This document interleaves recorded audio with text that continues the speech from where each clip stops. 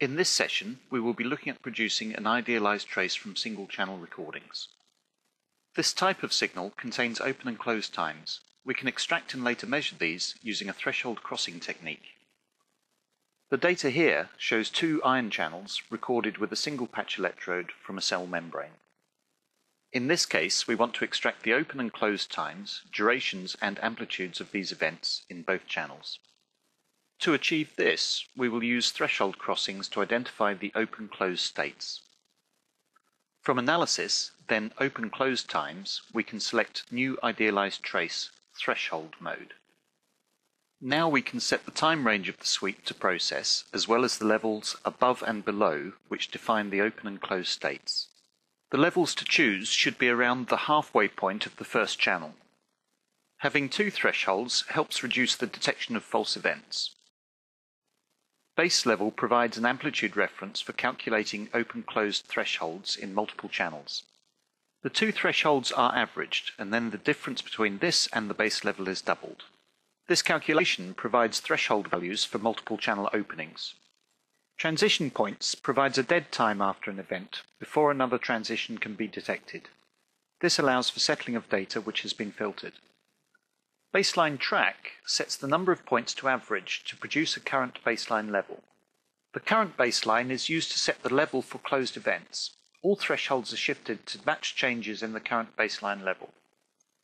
0 disables baseline tracking, in which case the level of a closed event is set by the average value of the waveform making up this event.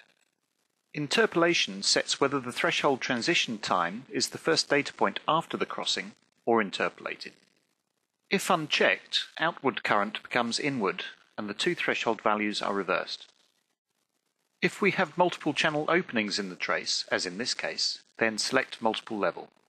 Press New and the process dialog appears. Here we set which frames to process. Press Process and all frames are included in the result.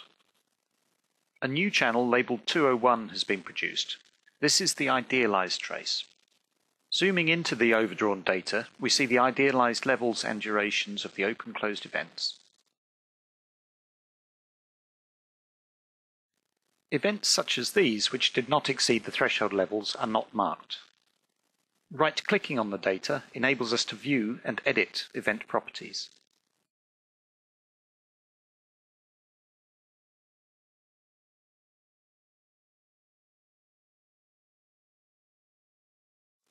Clicking on an event, such as this closed level, populates the dialog with the event's amplitude, duration, and flags. Flags show whether the event was open or closed, as well as indicating which level or channel it exists in. The idealized events can be dragged with the mouse. They can also be merged with the next event or split using the dialog. The dialog also contains buttons to scroll the screen, to jump to the next or previous event, and to fetch amp. This scans backwards to find an event of the same type and copy the amplitude of this previous event to the current event. Scrolling on presents the next page of events. When selected, an event's flags can be changed. Assumed amp indicates that the amplitude of the event is not an average of the raw data points. Any event flagged as bad data will not be included in any analysis.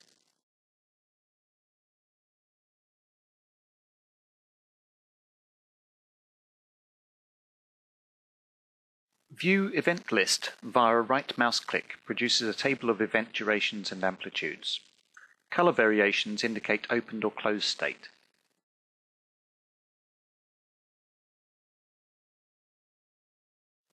Now on to analysis.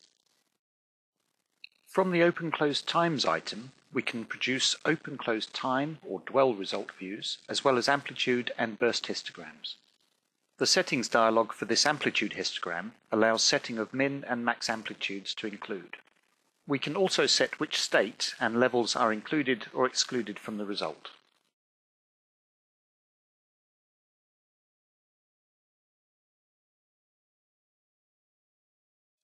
Now we have a histogram of the count of events binned with amplitude, each bin spanning 1.6 picoamps.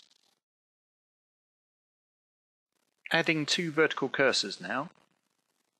I can use these as references for a fit to the data.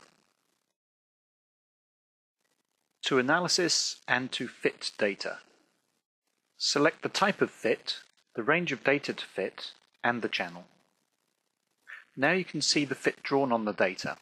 As the type of fit was set to exponential, it has produced a straight line. For this data series, we can change to a Gaussian fit. So that concludes this basic introduction to single channel analysis using threshold crossings. Later, we will also look at the more advanced scan event detection technique,